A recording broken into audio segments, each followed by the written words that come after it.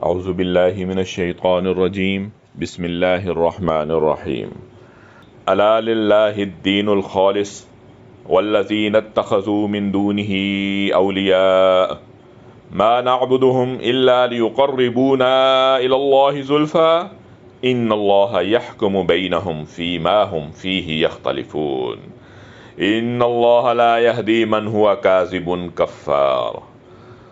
لوگوں سے کہہ دیں سن لو، اطاعت و بندگی خالصتاً اللہ ہی کے لیے ہے، اور جن کفار نے اللہ کے سوا بتوں کو دوست بنا رکھا ہے وہ اپنی بت پرستی کے جھوٹے جواز کے لیے یہ کہتے ہیں کہ ہم ان کی پرستی صرف اس لیے کرتے ہیں کہ وہ ہمیں اللہ کا مقرب بنا دیں۔ بے شک اللہ رب العزت ان کے درمیان اس چیز کا فیصلہ فرما دے گا جس میں وہ اختلاف کرتے ہیں۔ یقیناً اللہ رب العزت اس شخص کو ہدایت نہیں فرماتا جو جھوٹا ہے، بڑا ناشکر گزار ہے۔ کفار مکہ کہتے تھے اور بالعموم دنیا بھر کے مشرکین یہی کہتے ہیں کہ ہم دوسری ہستیوں کی عبادت ان کو خالق سمجھتے ہوئے نہیں کرتے۔ خالق تو ہم اللہ ہی کو مانتے ہیں اور اصل معبود اسی کو سمجھتے ہیں، لیکن اس کی بارگاہ بہت اونچی ہے جس تک ہماری رسائی بلا کہاں ہو سکتی ہے۔ اس لیے ہم ان بزرگ ہستیوں کو ذریعہ بناتے ہیں تاکہ یہ ہماری دعائیں اور التجائیں اللہ رب العزت تک پہنچا دیں۔ یہ بات اچھی طرح سمجھ لینی چاہیے کہ اتفاق و اتحاد صرف توحید ہی میں ممکن ہے، شرک میں کوئی اتفاق نہیں ہو سکتا۔ دنیا کے مشرکین کبھی اس پر متفق نہیں ہوئے ہیں کہ اللہ کے ہاں رسائی کا ذریعہ آخر کون سی ہستیاں ہیں۔ کسی کے نزدیک کچھ دیوتا اور دیویاں ہیں اور ان کے درمیان بھی سب دیوتاؤں اور دیویوں پر اتفاق نہیں۔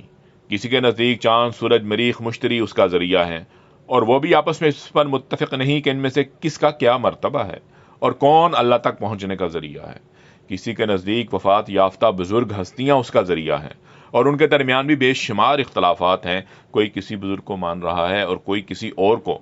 اس کی وجہ یہ ہے کہ ان مختلف ہستیوں کے بارے میں یہ گمان نہ تو کسی علم پر مبنی ہے اور نہ ہی اللہ تعالیٰ کی طرف سے کوئی ایسی فہرست آئی ہے کہ فلاں فلاں اشخاص ہمارے مقرب خاص ہیں، لہذا ہم تک رسائی حاصل کرنے کے لیے تم ان کو ذریعہ بناؤ۔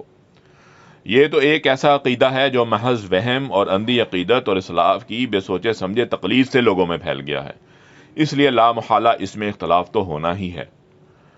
یہاں اللہ تعالیٰ نے ان کے لیے دو الفاظ استعمال فرمائے ہیں، ایک کاذب، دوسرے کفار۔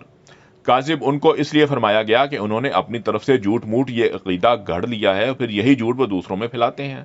رہا کفار تو اس کے دو معنی ہیں، ایک سخت منکر حق یعنی توحید کی تعلیم سامنے آ جانے کے بعد بھی یہ لوگ اس غلط عقیدے پر مصر ہیں، دوسرے کافر نعمت یعنی نعمتیں تو یہ لوگ اللہ تعالیٰ سے پا رہے ہیں اور شکریہ ان ہستیوں کے ادا کر رہے ہیں جن کے متعلق انہوں نے اپنی جگہ یہ فرض کر لیا ہے کہ یہ نعمتیں ان کی مداخلت کے سبب سے مل رہی ہیں۔